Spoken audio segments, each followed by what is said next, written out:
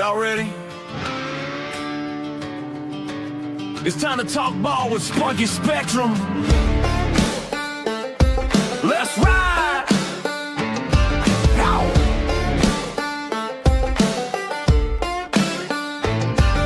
Woke up in the morning, coffee in my hand, another season about to start. I'm the fantasy man, scouting sleepers, crunching numbers late at night, building rosters that gon' shine under them lights. From rookie watch to vet revenge, I see it all, stacking points while the league's watching me ball.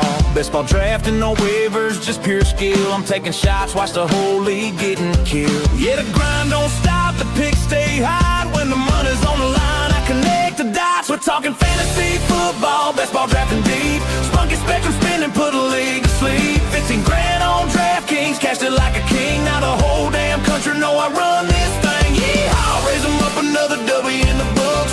Fantasy king, got the trophies and the looks. From the podcast mic to the big check in my hand, this is Spunky Spectrum boys, the fantasy man.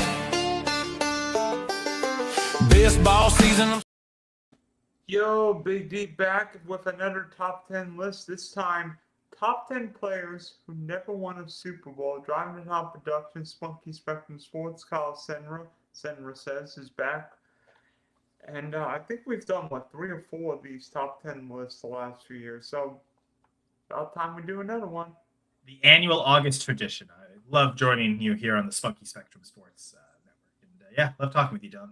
Thanks for having me. Yeah, and I think it's great. We've done, We did coaches. I remember that. I think that might have been 2 years ago.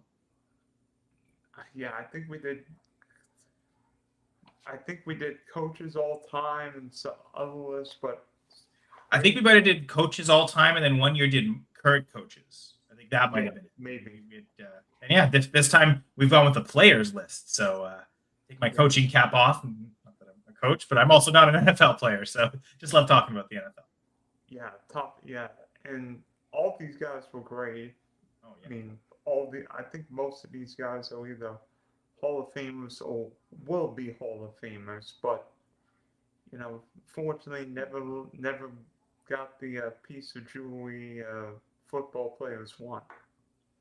Yeah, some of them yet. I know you and I both had some current players playing, so it also is a yet question. Like we're stamping this on August 2026, so maybe all of the players that Dylan and I included that are current players could have the potential of being in the Super Bowl this year. So, but yeah, you're thinking that 1 or 2 of our players might be celebrating Valentine's Day with a Lombardi? I don't think we have any players from the same team, but I could definitely see them squaring off against each other in the Super Bowl, for instance. Your defensive players matchup versus one of the quarterbacks I have on my list. I'm sure those matchups are certainly plausible. I haven't fully made my prediction yet for the Super Bowl, but I'm kind of confident about my AFC team. So maybe one of the guys I list today won't be on this list next year. But this was a very difficult list because there are so many good players. Like this was, we could have gone 15 and 20 deep, probably. Certainly 15, I would have felt real comfortable having a bunch of different names. 20 probably could have as well. So. But yeah, it was definitely tough to exclude a lot of players from only a top 10 list. Yeah, and of course, nailing just 10 guys can be a challenge in itself. So we have a just miss category. So Kyle, who would be your 11th guy? So this was a player who I know you gave us 2 rules for this.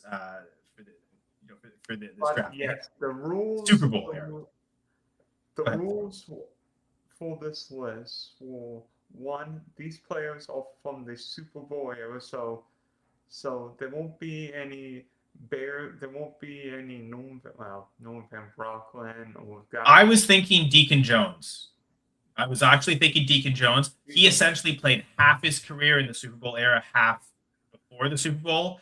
I felt half wasn't enough, so I didn't have him at all. He probably would have made my list, but because it was Super Bowl era, it's okay. Only half his career, that didn't feel enough. There's another player on my list that essentially played, I think, 1 season in the pre-Super Bowl era, but most of his career. But yeah, I did try to stick on players who, like you said, the majority. You left it, the majority is, it's a little, it has to be more than half. So again, the one guy that had half, I thought, hey, that's not a majority technically. I won't No Don Hudson on this list, and I tried. Yeah, Don Hudson on this list would have felt silly. He won 3 championships. He was like celebrated as the best player ever, and they won because of him.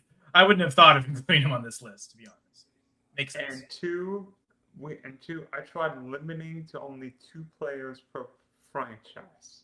Otherwise, we'd have Bears, Vikings, and Chargers on the list. I will say the Vikings surprise. I mean, they've never won a Super Bowl, right? So every player in their franchise history is open to be on this list.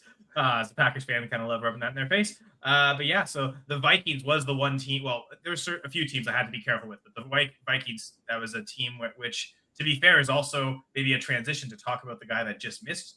For me, I believe, played the entirety of his career with the Vikings. So definitely someone who was part of the Vikings' 1969 NFL championship, but they lost, I believe that was Super Bowl 4 to the Kansas City Chiefs. So I felt it was weird to put him on the list because he won a championship in the Super Bowl era.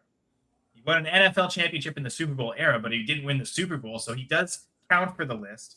But I also didn't want to put him on the list because of it, so I felt Alan Page was the perfect honorable mention as either just missed or technically eligible, but I didn't want to put him on the list because, again, he is a champion. One of the few defensive players to win an MVP, actually. So, incredibly great player. Made the 70s All-Decade team. The MVP season, he was also Defensive Player of the Year. 8 All-Pro seasons in his career. This was an interesting record. 5 safeties in a season. It's an NFL record he shares with a few players, but to get 5 safeties, I mean, how many players do we even see get multiple safeties in the season? So that's pretty incredible. And I will say, Dylan, the first thing I did was I went to the NFL 100 list, or even consider even current players. That was kind of my first thought of, okay, who are truly like the all-time great players in the last 100 years of their history, and then obviously excluded the pre-Super Bowl players and excluded the players who won a Super Bowl. And I sort of made that kind of like the first draft of players I would consider and look at. And Alan Page is not only on that NFL 100 list, he was one of the unanimous players. There are a few. I'd say I didn't count them up, but just looking through the list, it seemed there was probably about a dozen players that were unanimous selection. So it wasn't like there were some really great players that weren't unanimous selection on the NFL 100 list, but Alan Page was one of them. So again, he's a weird guy to place on the list, so I just felt I would have the honor of mentioning him as my honorable mention. And again, it's tricky with the Vikings because I do have 2 players on my list that played for the Vikings. So someone would have to fall off the list, and he felt like the one that made the most sense. Again, as much as I hate to admit it, the Vikings do have an NFL championship, 1969, but again, losing that Super Bowl. Well, that's what happens when Joe Kopp was starting against Hagstrom in New Orleans. Well, that page was written before the game started, right? 55 toss foul trap. Purple People Eaters got their first taste of Super Bowl disappointment. Yeah. A lot of that to come in the 70s, fortunately for them. Yeah. And Alan Page. Yeah, losing to the Dolphins, Steelers, and Raiders, right? I believe so, yes. Yeah. And I mean, again, you have the best team of the 70s. Not the perfect season Dolphins, but the next season, and some argue they were almost even a better team that year. The Raiders is probably the one that they that's the one team where they hadn't quite established themselves. We could have taken that away from them, their Super Bowl, but instead it's theirs, not ours. But like those Dolphins and Steelers teams, as good as the Vikings defense was, it was tough to think that their defense wasn't as good as the Steelers, for instance, let's say. So they got out defensed. Well, my honorable mention set the NFL single-season record with 31 total touchdowns for the Chargers in 2006. Really one of the most versatile backs. He even threw touchdowns on occasion for his team. LT, not the pass rusher LT, the Damian Tomlinson was my honorable mention, which feels weird that LT is the honorable mention, right? Well, it's funny because my number 10 is a running back, and it's not Tomlinson. So I'm wondering, did I already mess up the list there with my number 10? Do you want me to get right to it? Wait. You said Vikings. Are you referring to? Let me take a wild guess. No. MVP Adrian No, Peterson? I did not put Adrian Peterson on the list. Okay. Further back for a running back.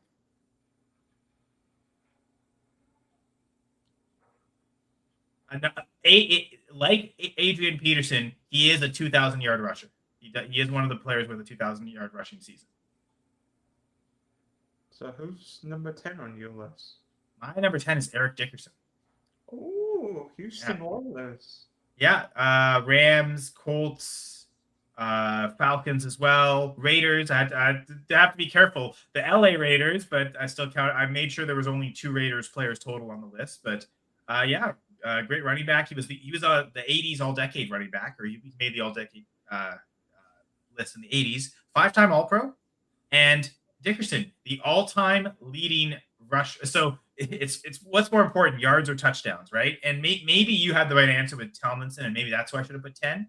But I have the player with the single season yards record in Eric Dickerson, 2,100 rushing yards. It was one of 4 seasons he led the league in rushing.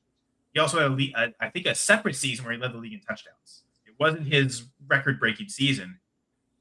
His accomplishments, that seems strong enough to put him at 10. I excluded one player. I'm still really shocked that I excluded him. Maybe I shouldn't have. I don't know. There might have been a team reason for that, but yeah, I'll stick with it. I'm going Eric Dickerson at number 10. Yeah, maybe you're right with Tomlinson being there, but picks back. Well, number 10, and this guy hopes he can cross his name off the list because Myles Garrett is my number 10 guy. In just, 9 seasons, 125 sacks. Let's see, in 2025, all Myles Garrett did was break the single season sack record. I'm telling you, I don't know if I've seen every defensive lineman, but I think there were 3 guys who just scared the living bejeebers out of me.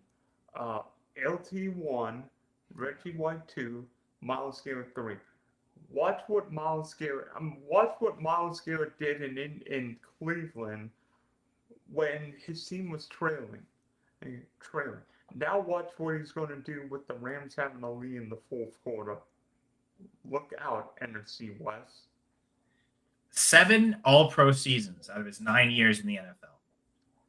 And I think one of those seasons he didn't get an All-Pro was that the year he got suspended for a few games for the Mason Rudolph incident. So in terms of full seasons, he's only not been an All-Pro one time. And I'm gonna guess it was his rookie season because rookies don't make the All-Pro. Yeah, he did. He didn't make he wasn't an All-Pro in 2017. He probably would have deserved it too, but just voters don't usually vote rookies on the All-Pro, even if they have amazing seasons. You've got to be so outstanding because he didn't win. He didn't win Defensive Rookie of the Year. Funny enough. Curious to see who in 2017 won Defensive Rookie of the Year. But yeah, Myles Garrett's certainly worthy. I know my current players were quarterbacks, so I definitely did focus my list a lot on the quarterback position.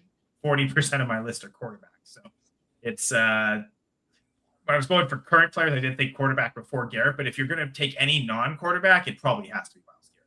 Currently the best defensive player in the league, I think. And it's you could argue he's been the best defensive player in the league maybe since he's been in the NFL. Certainly between him and Aaron Donald, probably. At least for a lot of that stretch. Who knows? Maybe that won't matter anymore if they're on the same team. Ugh. And then number 9, you already mentioned, but Alan Page is my number 9. One of the most feared defensive tackles in league history. 148 sacks. 5-time All-Pro, MVP, Defensive Player of the Year, huge part of the Purple People Eaters, getting the 4 Super Bowls, unfortunately losing all 4 of those Super Bowls, but just a formidable defensive lineman. And facing the Vikings in December and January, and the weather was nippy at Old Metropolitan Stadium, not fun.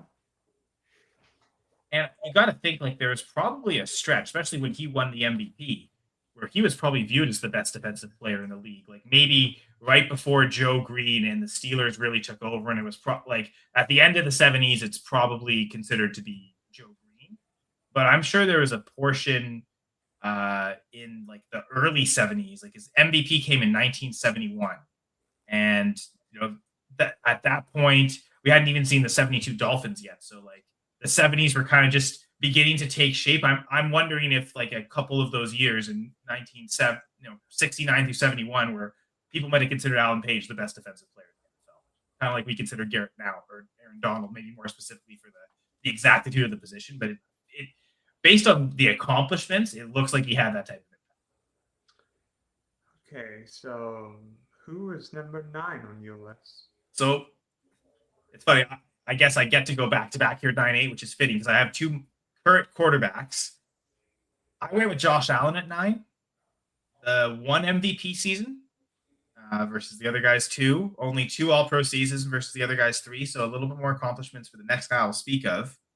And it's funny because it's 2 real different. Like they're good throwing quarterbacks. You could almost argue maybe Josh Allen certainly gets more attempts per year and is better, but they're great running quarterbacks. But it's 2 completely different styles of running. Like Josh Allen already has the touchdown record for quarterbacks, both in a career and a single season record. He has that tied with Jalen Hurts.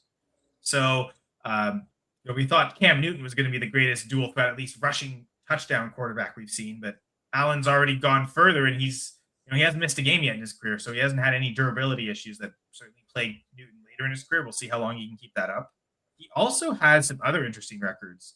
The rushing yard in a postseason game, or a single postseason, sorry, like not one game. That's Kaepernick. Oh boy, how can I forget that? But the postseason as a whole. Kaepernick have like 900 rushing yards against the Packers and like. Yeah, it feels like that. It's the exact number I believe is 171, which is that's the most ever by a quarterback in a postseason game. But Josh Allen has the most rushing yards for a quarterback ever in a postseason run, the entirety of the postseason. He also has the passer rating record for a postseason.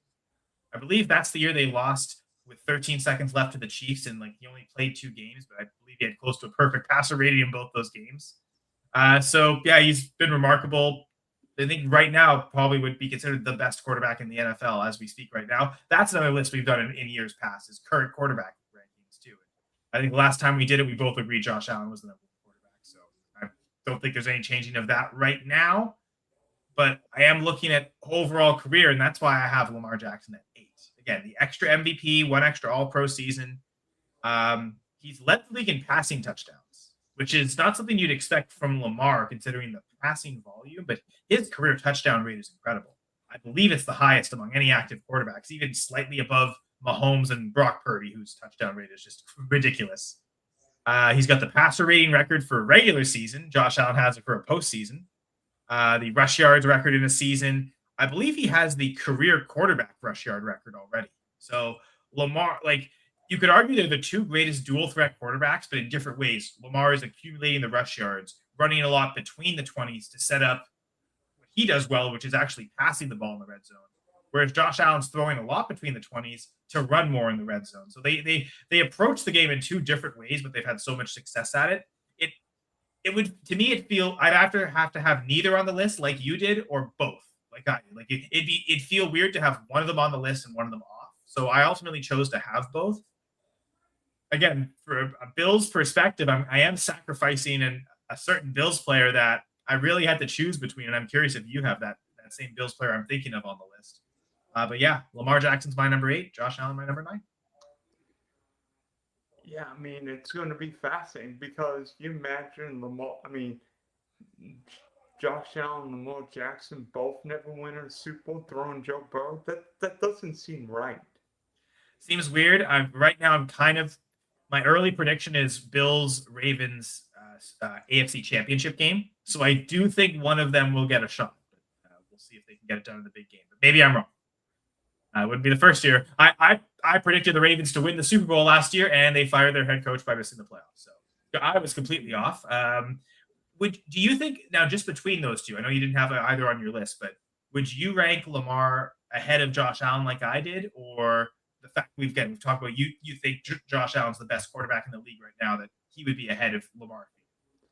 I actually would have Allen in front of Lamar only because of the playoff success. That's fair. I mean, I suppose individual success, you're right. Allen has played better in the playoffs, but the team success, I mean, they both reached the AFC Championship game, so neither has tasted the true team success, which is why they're on the list. So that's why they're here. to the list. Number 8. Well, I have a quarterback on the list. A really good quarterback. Hall of Fame quarterback with the San Diego Chargers. A guy who set the NFL single season passing record 1980 and 1981. 1980, Dan Fouts threw 4,715 yards. The next year, Dan Fouts broke his own record, 4,802 yards. In an era where very few teams threw it out, Air Coryell sure threw it out. I mean, 43,000 yards, 254 touchdowns. Unfortunately, Air Coryell met a defense that was, yeah. And the one time the Chargers got to an AFC Championship game, they played the Bengals in the Freezer Bowl. And we know what happened.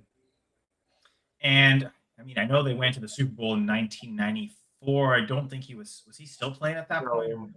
Fouts was long retired. Stan Humphries was the Charger quarterback. But yeah, long time Chargers quarterback means he's not going to win a Super Bowl. So yeah, sorry. I did strongly consider Fouts. So interesting. That's at least, you said you had 3, so that's at least one. Potentially, there's another quarterback that's different. I think we each have 2 quarterbacks left. We'll see if they're the same 2 quarterbacks. So that'll be interesting to find out. Number 7 on my list. You know what? All Bruce Smith did in the NFL was set the career sack record with 200 sacks. And by the way, what team did Bruce Smith set the all-time sack record with? Well, I looked up Bruce Smith, and I noticed he didn't just play for the Buffalo Bills. I was a little surprised to find out he ended his career with Washington. So I imagine he set the sack record in his final season, so it's probably with Washington. Yeah, that doesn't seem right that Bruce Smith finished his career with the Washington Redskins. He also, I think, set another record with Washington that year, too. And I can maybe talk about that later when I talk about it, or I can share it now. Yeah, it's some intrigue. Ooh. Suspense. Or I can just tell you now. It doesn't matter. I mean, go ahead if you want. He has the most seasons with a sack. 19 seasons with at least 1 sack. That's a lot. Yeah. Helps you get to, I believe he's the only player to hit 200 sacks, if I'm not mistaken. Yeah. Maybe the guy you have a couple spots lower on your list will eventually chase that, catch that. That's a toughie to get, though. I mean, J.J. Watt tried and couldn't. We'll see if TJ can. We'll see if Garrett can. We'll see if anyone can catch Bruce Smith's record. Okay. That was your number 7, right? Yes. So who's your number 7? It's funny, when you said the list, I thought of one name instantly, but then like the second name that instinctively came to me was Randy Moss. And throughout the list, like I kind of ranked him in a lot of different spots. Ultimately, I decided he had to be on the list, and so I put him here at 7. This is one of my Vikings players, so one of the reasons I couldn't put Alan Page. Oakland Raiders, New England Patriots. I forgot about this one, Dylan. Tennessee Titans. That was the 3-team season where he went from the Patriots to the Vikings to the Titans to end it. Once I saw it, I remember that. Yeah, what a horrible season, really. And then ending with the San Francisco 49ers. Did Randy Moss play in that Super Bowl for the Niners against? And yes, I believe he did. The Harbaugh. He played in that game. So unfortunately, lost a couple Super Bowls. Lost another NFC Championship game as well. All-decade receiver for the year 2000s, 4 All-Pro seasons, 5 times led the NFL in receiving touchdowns. So he was your ultimate scorer in 5 different seasons. What else do I have? He has of course, everyone knows ultimate scorer, 23 touchdowns, the record season with Tom Brady when Tom was the first to accomplish 50 passing touchdowns. Almost half of those were to Randy Moss, again with 23. So just this ultimate receiver, you could truly say one of the all-time greats. If you're, I think the top 2 are pretty cemented as Jerry Rice and Don Hudson. You can make a strong case Randy Moss is the 3rd greatest all-time wide receiver. I would say Randy Moss is probably the most freakish wide receiver I can remember. He's what little film exists of Don Hudson, like that's Moss is the only guy that's reminded me of what I've seen in Hudson, where he's just like this angle beater. Like, oh, he catches the pass. Oh, the defender's going to catch him. Oh no, he burns by him and still scores a touchdown somehow. Let's see. Oh, this seems like an obvious tackle, and he's not going to make it, but he's just so fast that he just destroys angles. And I mean, I don't know that he didn't have Xavier Worthy speed where he broke the 40, but plate speed, game speed, the ability to just find the end zone. Yeah, Randy Moss is incredible. So he was one when he was so tough to place. Like, is 7 too high? Is 7 too low? I'm not sure. This is where I ended up with him. So I think this is about right, but definitely could have made the argument that maybe it's too high, but also maybe it's too low. I don't know. What do you think when I say Randy Moss at 7, Dylan?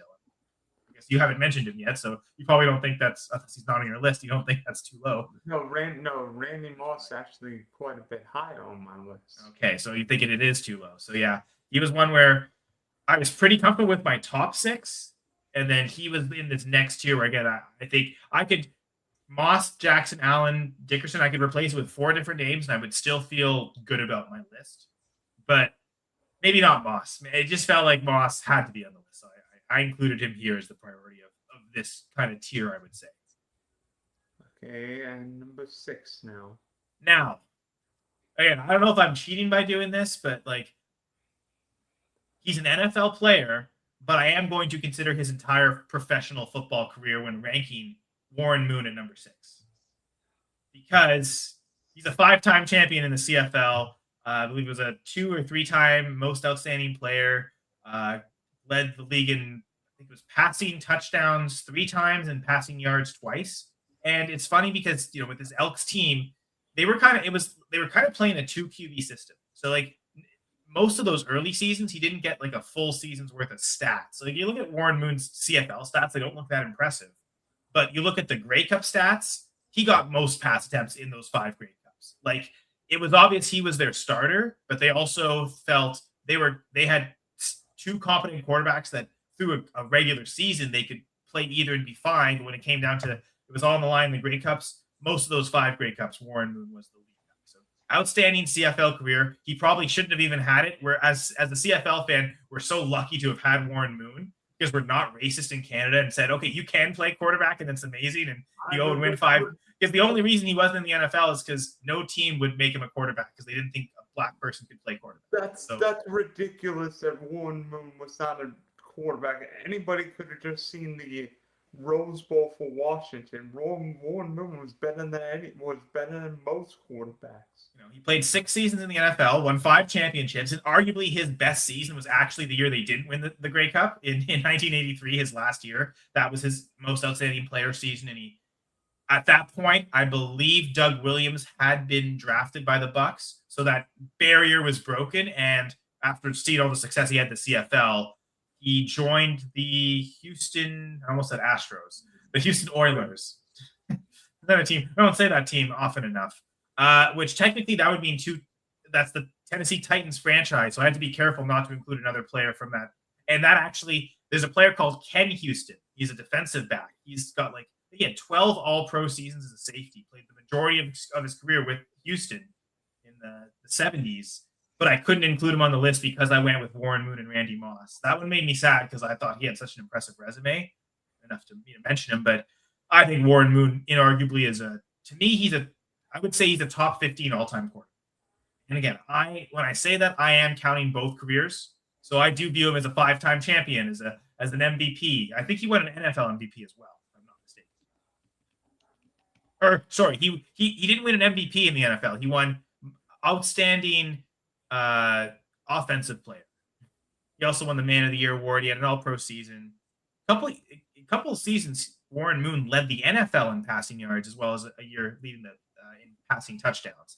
You know, of course, he was playing an era with Joe Montana, Dan Marino, John Elway. Like, yeah, makes sense why he only had 1 All-Pro season, but he's such a good quarterback that the traits, the tape, the championships, at least CFL championships, which I highly, I value probably higher than most people do when it comes to talking NFL. But all that together, I thought Warren Moon was a lock for this list. And I thought I guess I put him at the bottom end of this tier of 6 players that I thought I had to put these 6 players on the list. So I'm curious if Warren's on your list.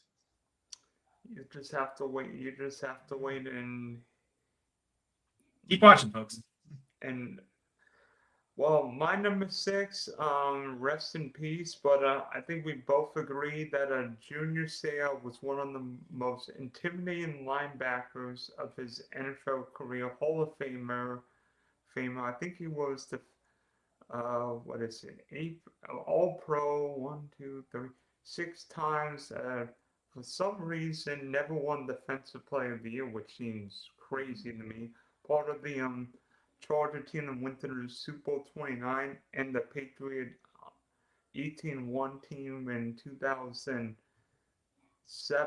1,500 tackles, of course, and fortunately taken from us way too early. We know about the CTE issues, but Junior Seau was one of the most field linebackers in any era. I did not put him on my list, and he was the guy where I felt, could I put Dickerson or Seau at number 10? I probably should have put Junior Seau even maybe ahead of Lamar Jackson, Josh Allen. He was the guy that I was surprised I didn't include him on the list personally. So maybe that's the one where when I ultimately went with Dickerson, I thought, am I making a mistake with that one? And I kept it, but maybe that was the mistake. But yeah, the great player. Probably should have been on the list. I think if we were going to 15, he definitely would have made it. I think he's my number 11. Okay, number 5. So now we get to the big boys. Now we get to the big club. Well, you mentioned CFL. How about my guy started his career in the USFL with the Houston Gamblers in 1983. Then ultimately played his whole NFL career with the Buffalo Bills. Got the 4 straight Super Bowls. Unfortunately, went 0-4. But Jim Kelly, Hall of Famer. Actually, looking at his numbers, I thought Jim Kelly would have thrown for more yards, but he always seemingly dinged from time to time. I think it was an All-Pro once. Same thing as Warren Moon. He played in an era with too many of those other guys, and I went with Josh Allen over Jim Kelly. That also might have been a mistake, but yeah, I don't know. I mean, if Josh Allen would have been in a Super Bowl too, he's probably in front of Kelly. Fair enough. That was my The ability to, even if you haven't won one, the ability to get one weighs more than, because I guess my reasoning was we view Josh Allen as the best quarterback right now. I'm not sure Jim Kelly was ever considered to be the best quarterback at any point. And again, fairly or unfairly, and he's playing with Joe Montana through Dan Marino, and then the Steve Young to Aikman and Favre transition. Like there was no point where he ever got to stand up as the best quarterback. Whereas we view Allen that way, and I guess that's ultimately why I decided for my second Buffalo Bill to be Allen and not Jim Kelly. But I suppose it felt like you had to put one of them, right? And it's you also mentioned another Buffalo Bill, and I felt you absolutely had to put that guy. So it came down to you weren't going to include both Buffalo quarterbacks, so a choice had to be made.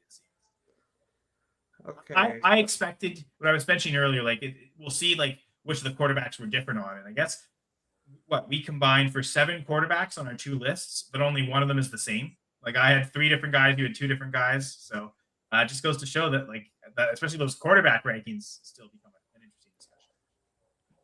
Okay, so who's number 5 on your list? So another unanimous NFL 100 player. So again, the special. I saw it with Paige. I mentioned Deacon Jones. I think there were 4 or 5 unanimous NFL 100 players that hadn't won Super Bowls that again were played in the Super Bowl era. Butkus played 1 year in the pre-Super Bowl era. His rookie season was 1965. Talk about a near miss with Dick Butkus, because I was surprised he was even eligible for this list. Dick Butkus didn't win a championship. The Bears' last pre-Super Bowl championship was 1963, so he just missed it by 2 seasons, and he did not. He was not with the 85 Bears. That was after he had retired a decade before. So Dick Butkus, in spite of the legendary stature of him, he never won a championship. Yeah, because I think Howell's last title was in '63. Yep, exactly. 2 years. And then the Bears drafted Dick Butkus and Gale Sayers in the same 65 draft. Not bad. Sayers was originally on my I'd say my short list of people I was considering. Ultimately, there were again running backs like Tomlinson and Dickerson that finished ahead of him. I didn't strongly consider Sayers. I might have also had a second Bears player, so I don't think I would have been able to. Maybe I didn't. I was considering a Bears player. I guess I didn't ultimately go with them, but this was interesting. He played 4 seasons in the 70s, yet is on the 70s all-decade list at linebacker. So those must have been 4 insane seasons to have that happen, especially in the 70s in an era with so many good linebackers. So one of the rare 2 all-decade team players. There's a few of those exist in the NFL, players that made 2 all-decade lists, and Butkus was certainly one of them. Again, unanimous NFL 100 list, twice won Defensive Player of the Year, an 8-time All-Pro. 8-time All-Pro, and I think he only played 9 seasons. So essentially an All-Pro his entire career. He was someone who was locked in for me as pretty easily a top 5 guy on this list. So I was, again, I don't want to celebrate the division rivals, but I felt like I had to with Dick Butkus. It's funny. Most of the Bears greats have all won championships. They have so many championships. But he's got to be the greatest Bears player to not win a championship, I feel.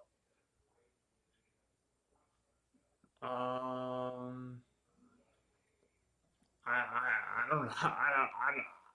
I'm not being Dick Butkus in the middle of a ring at night. Heck no. So yeah, I thought it was a top 5 lock. Do you have Dick Butkus on the list? Are you going to tell him no to this list and be scared? No. He probably hates me for only having him 5. He'd come after me too. I'm not scared of facing Dick Butkus, but we'll see if he's on my list.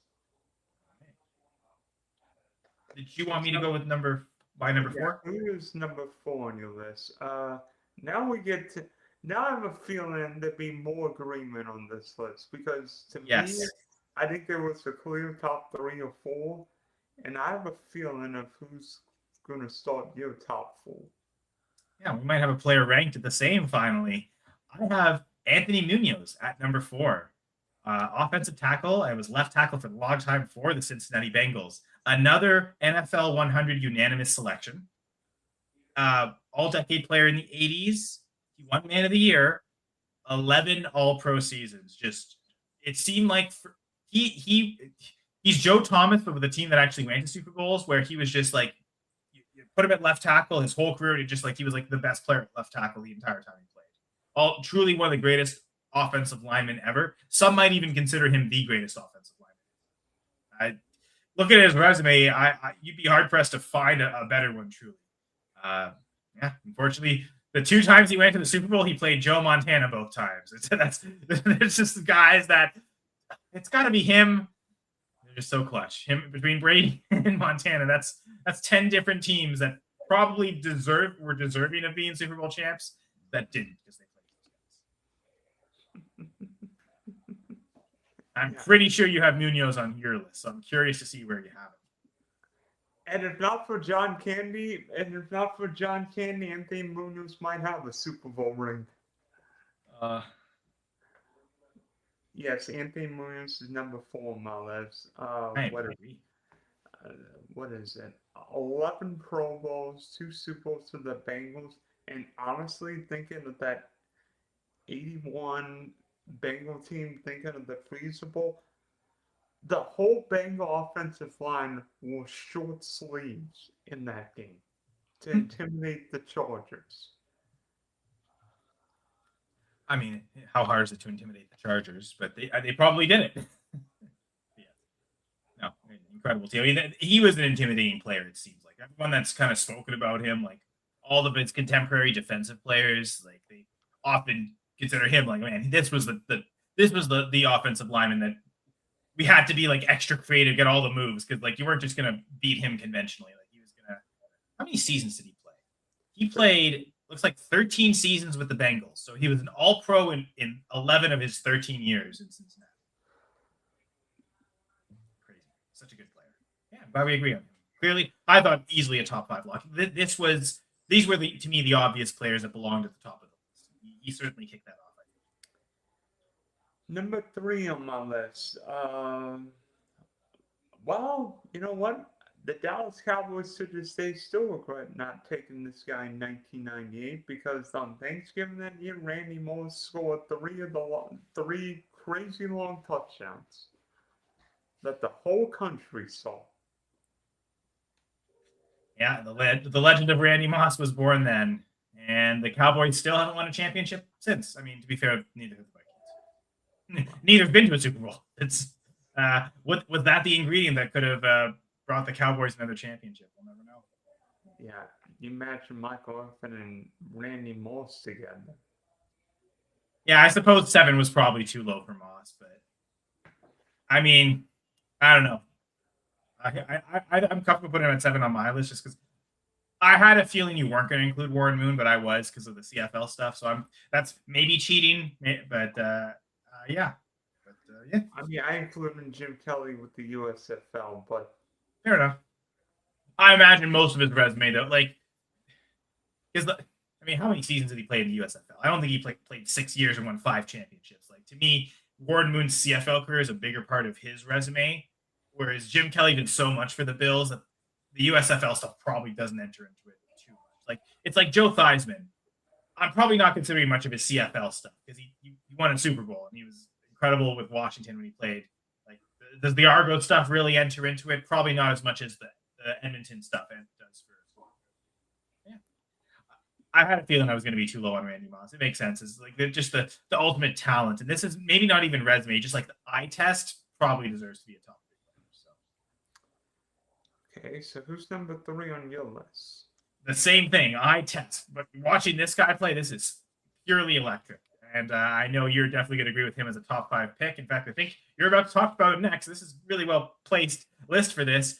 Detroit Lions running back, Barry Sanders. It's funny how many division opponents I'm putting. I didn't put a single Packers player.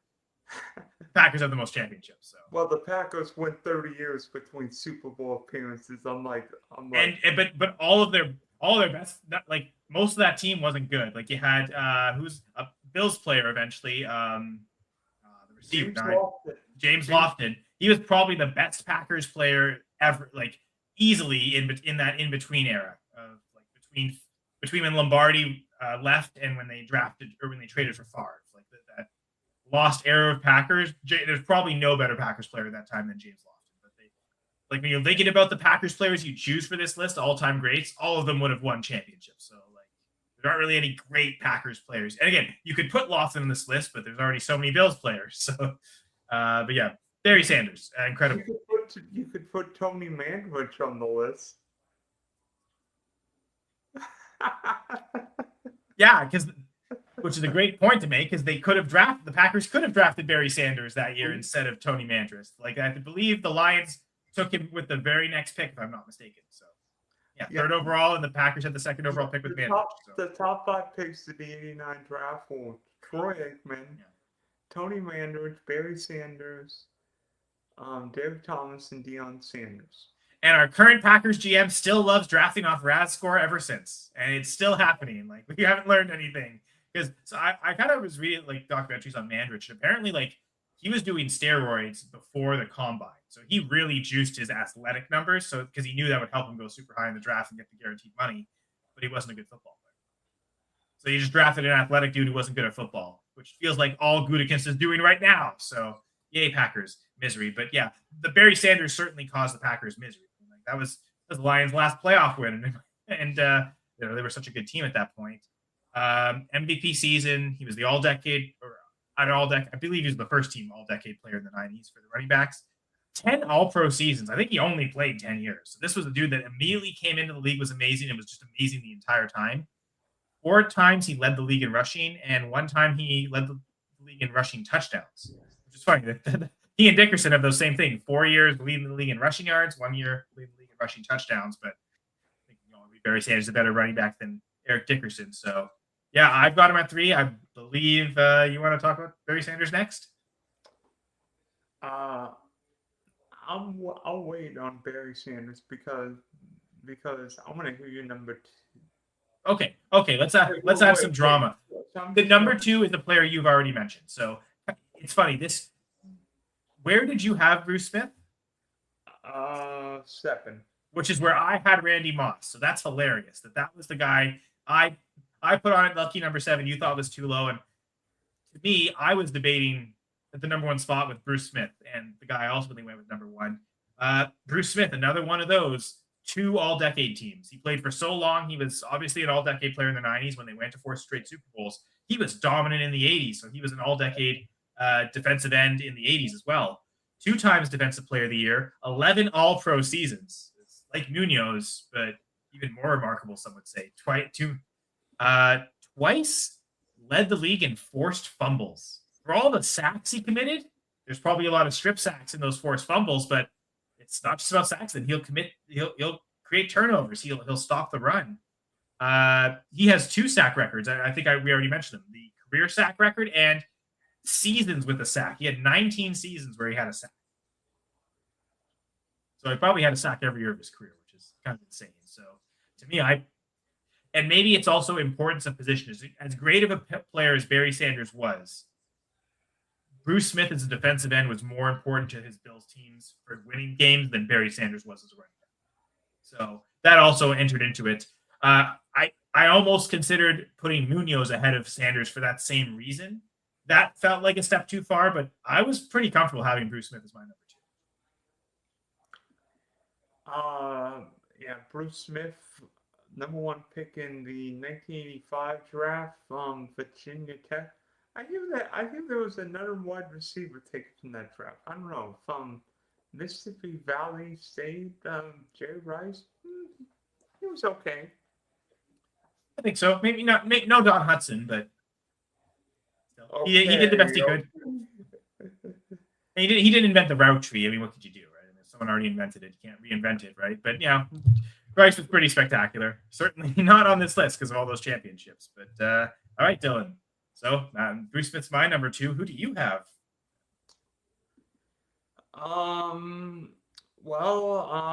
You think 1983 quarterbacks? I've already mentioned one in Jim Kelly. I'm going to mention Dan Marino right now because Dan Marino's number 2. Think great quarterbacks. Obviously, got to Super Bowl year 2, the year where he threw for 5,084 yards, 48 touchdowns, MVP of the league that year, 420 touchdowns, 61,000 yards. I mean, I think you would agree, probably one of the strongest arms in league history. I mean, woo! Probably second only to Aaron Rodgers. At least in Hail Marys. When else do you need arm strength for Hail Marys? But yes, Marino's incredible. A top 10 all-time quarterback. Probably the only top 10 quarterback without a championship as well. So that also speaks to just how good he was. In spite of the lack of championship, we'll still put him as a top 10 guy. Because Brady, Otto Graham, Joe Montana, John Elway, Manning, Unitas, Rodgers, Staubach. But you go down that top 10 list, it's Mahomes. It's all guys that have won championships except Marino. But he commands respect. He even won Man of the Year one year as well. There's a few guys on this list that have Man of the Year. 8-time All-Pro, which is insane at quarterback. It's tough. There's 2 quarterbacks that make All-Pro every year. Other positions, you might get 3 or 4. It's tough to be an All-Pro quarterback. He did it 8 times, which is exactly why Jim Kelly and Warren Moon and everyone else we talk about didn't get All-Pros because Marino did it every year. Him in Montana, that's probably most of the 80s All-Pro guys. He did not make the 80s All-Decade team, which is interesting. Montana's got 1 spot. It's either Elway. It might be your guy, Dan Fouts, who has the other spot. I'll have to double check. I remember looking at that, and I was surprised Marino didn't make an all-decade team. And then he didn't make an all-decade team in the 90s. I imagine that's Favre and Aikman probably. Favre, Elway maybe. But yeah, no all-decade appearance for Marino, but didn't stop me from putting him at number 1. 5 times led the league in passing yards. 3 times led the league in passing touchdowns. And 1 year he had the best passer rating. So as much as aggressive downfield stuff, also the ability to get a high completion percentage and certainly throw a lot of touchdowns helps. But when I thought of it, when you presented the list and you said, Kyle, do you want to do this topic? My first thought was, okay, well, Dan Marino, who else am I going to put on the list? And then I kind of went through, okay, is Marino really number 1? after I went through, I strongly considered putting Bruce Smith at 1, but ultimately decided to go with Marino as the number 1. Maybe again, it's the importance of the quarterback. I put 4 quarterbacks on my list, so did I overvalue the quarterback? Maybe, maybe not. Obviously, Dylan disagrees with the number 1. You want to reveal yours? Yeah, honestly, number 1 on my list, Barry Sanders, and actually Barry Sanders my number 1 running back all time. I mean, third all-time rushing record. And the crazy thing is, when Barry Sanders retired, he was within range of Walter Payton's career rushing record. And it's not like Barry Sanders played behind a great offensive line. You imagine what Barry Sanders would have done with Emmitt Smith's old line in the 90s. Yeah, who ultimately got that rushing record. Yeah, I mean, ultimately, what if his career was longer? What if the Lions were good? The Lions have been asking, what if we've been good since Jailhouse Rock was the number 1 single by Elvis Presley in 1957? So that's a good question. What if the Lions hadn't traded Bobby Lane? But that's a story for another day. Yeah, well. Sorry, Barry Sanders didn't win a Super Bowl, but you won the number 1 spot on Dylan's list here, so congrats to you. Congrats to all these guys who, again, never won championships. Again, except Warren Moon, who won 5 CFL Grey Cups, so that's incredibly impressive. Good for you, Warren Moon. Should I not have included Warren Moon for that? No, I don't think Warren Moon's bad. I don't think Warren Moon's bad. I said yeah, who never won a Super Bowl. And he never won a Super Bowl. So I figured he was eligible. It's kind of like Alan Page, right? Like, do I put him because Alan Page won an NFL championship? I justified, okay, I'll exclude him from the list. But I really just wanted to put him on the list. So nothing could make me take him off the list. Yeah, and by the way, I'm just thinking. Mm-hmm. If Matthew Stafford hadn't won the Super Bowl with the Rams, where would he be on this list? See, I don't think I'm putting him ahead of Allen or Jackson, so I would say probably not on the list. I think the only reason I would consider him better than Lamar Jackson or Josh Allen is because he's won a Super Bowl. So if you're taking that away from him, I'm saying there's no way I'd put him over Jackson or Allen, personally. True. And plus the MVP, well, Allen's got 1, Lamar's got 2, Stafford's got 1.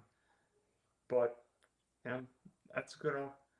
Those guys didn't have Puka Nacua and Devontae Adams to help win them that MVP. And not to say that Stafford was undeserving of it, but team context is important on Stafford's MVP, whereas Allen and Jackson both feel like they elevate their teams beyond their situations. Well, Matthew Stafford also played 12 years with a crappy Lion team.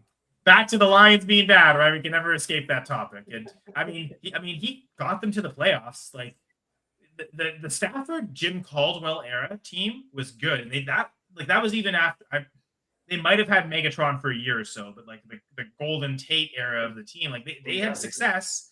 They kind of got screwed over in 2014 on a yeah, exactly, the penalty that should have been a penalty. They threw the flag and then inexplicably pick it up, and then the next play, okay, instead of being a first down, the Lions are punting, and he botched the punt completely. Like, that was such a horrible punt, out of bounds.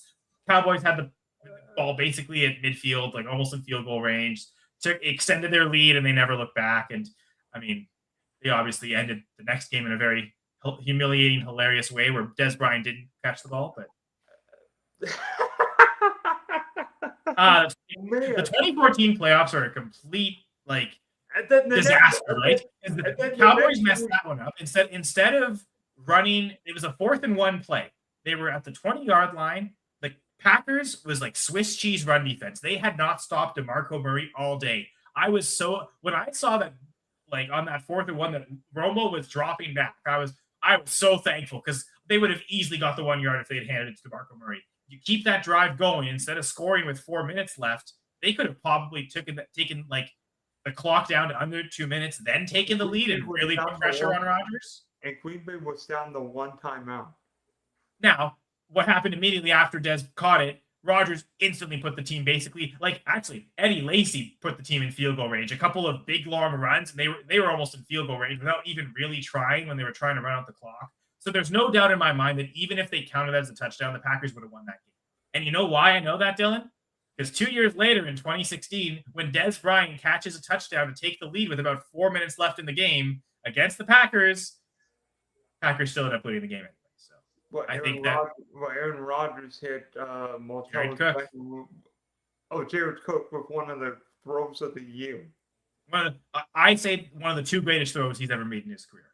To me, it's that one, and then the Lions Hail Mary on Thursday night that really started kicking off that stretch of Hail Marys, because both those throws won the game for me in my mind. So I remember a few years ago when I used to be on the Full Press Packers pod, my co-host Jesse Hall and I, we both had we did an episode on that, like top 10 Aaron Rodgers throws. That might have been like his final season and one way to celebrate him. And I vividly remember having that Jared Cook throw was my number 2. I'm pretty sure Jesse had it really high as well in his top 3. So yeah, that's a key signature Aaron Rodgers moment that I had no reason to bring up now, but I just did anyway. So yeah. And then the next week, Green Bay blew a 16-0 lead and forgot to catch.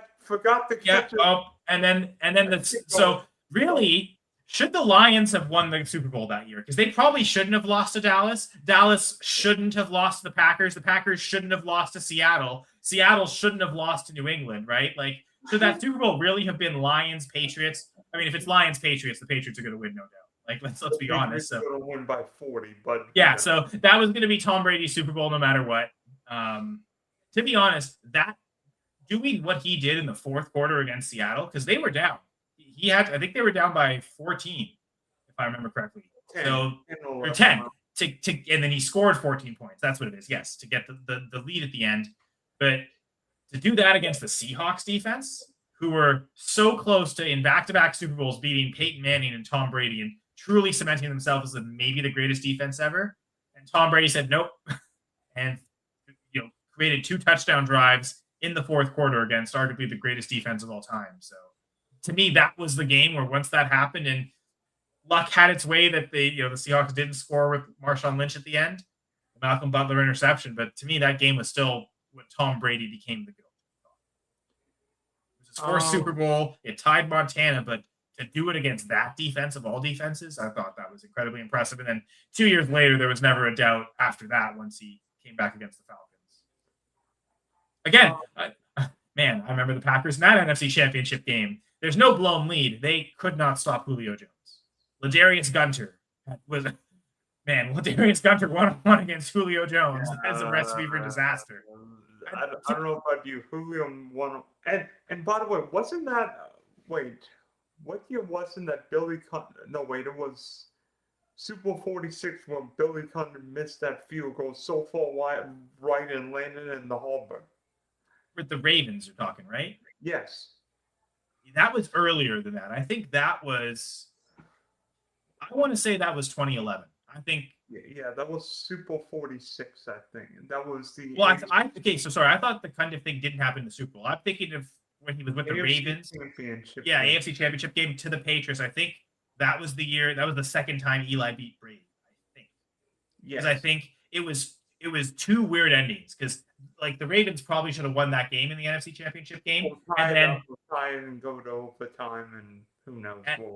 Like they had a chance to win it, and then I believe in overtime in the other NFC Championship game, the 49ers kick returner fumbled, and the Giants recovered and instantly won the game on a field goal, and that's how they got to the Super Bowl, and they ultimately won it. Which is hilarious because the next year we ended up seeing that Ravens 49ers matchup. So destiny would have it that game was fated, that the Hard Bowl was meant to happen, but it almost happened the year before. We almost got back-to-back Hard Bowls, and it just kind of weird things like a missed field goal, a fumble on a kickoff in overtime, and that's how you get a Giants-Patriots Super Bowl, which I seriously doubt we get this year. Yeah. Patriots, sure. Giants? I don't know. We'll see. We'll find out. I mean, before we go, I want to ask, why haven't Lamar Jackson and Josh Allen gotten to a Super Bowl? Because both of them certainly talented enough. Not true. They face in Pat Mahomes facing Joe Burrow, Justin Herbert, C.J. Stroud, Trevor, now Drake May. There's so many good quarterbacks in the AFC.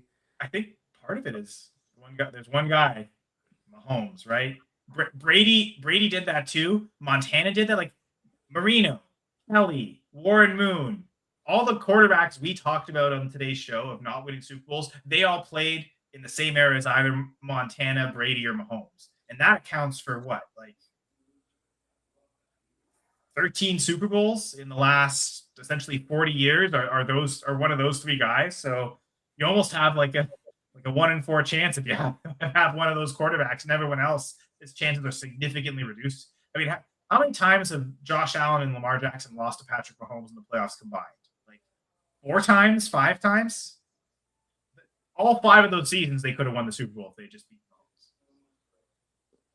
Yeah, amen to that. I mean, who knows? I mean, you think back to that Ravens game when they hosted the Chiefs, and I think you would agree with me. The Ravens were clearly better than Kansas City. Just Lamar had an off game. The Isaiah Likely fumble, Lamar with that bad interception. It was the middle of the fourth quarter, so like you were down. I get why you're kind of forcing it, but it felt too early in the game to force that into double coverage. Or it was the Mark Andrews fumble and then the interception to Likely. I think that was he targeted Likely in double coverage and really shouldn't have, and that really sealed it. But yeah, you just like how many guys through their careers lost to Tom Brady in the playoffs, and like that was their one shot, their one run, and it ended because of Tom Brady. So Mahomes is kind of that effect, and we'll see how he recovers from his ACL tear, and the Chiefs can again become that team that stops all these teams from going to the Super Bowl. It's because of this Mahomes ACL tear. Is this the year where like Lamar Jackson, Josh Allen, just you've hired your new coaches because you think these are the coaches that take you over the top? Does one of them have that secret recipe with the new coach bump for a whole season that just wins in the Super Bowl? I know my current projection is that the Bills win the Super Bowl this year. So I think I was not a big Sean McDermott fan, so I think maybe getting rid of him might be addition by subtraction. I think if they've hired a right defensive coordinator that will adjust well during games, that could be the thing. Because like their defensive adjustments in playoffs games have been horrible. Like they've lost a lot of those games because the defense has failed them. So how have the Bills lost playoff games? I mean, Josh Allen wasn't going in Denver last year, but that defense, John McDermott's a defensive coach, and yet the Bills couldn't stop a nosebleed. Yeah, no. So I'm curious with Brady Cook as the head coach, if that's to get rid of McDermott, and is that the ingredient that they need to make the push? And I think right now my early call is going to be Bills win the Super Bowl. And that next year, if we redo this list, Josh Allen's not going to be on it, but I could also be wrong. Like I said, last year I picked the Ravens to win the Super Bowl. That was a disaster. Well, you know what? I think the NFL fans this year would love to see a Bills Lions Super Bowl because we would have a new Super Bowl champ. Yeah, that was one I was considering. Even with the injuries they're dealing with, like Bills 49ers wouldn't shock me if that happens. If the 49ers, like even with all the injuries last year, they still made it to the playoffs. Yeah, they got railroaded in the playoffs by the Seahawks.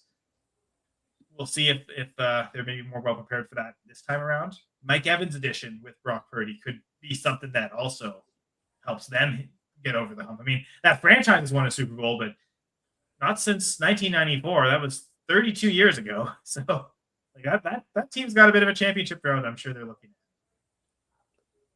at. And you look at it. Kyle Shanahan, the Niners have been in 2 recently and lost to, the same guy. Somebody named Mahomes, right? Doesn't matter who your quarterback is. Their quarterback's Mahomes, so you lost. And Garoppolo had a lead the first time, and the second one they lose in overtime, and so it's you're right there. He could have just as easily won both of those games, really. I wonder if Brock Purdy was the quarterback for the first one, if they would have won in 2019. Oh yeah, he wouldn't have missed Emmanuel Sanders on that. He would have made that throw.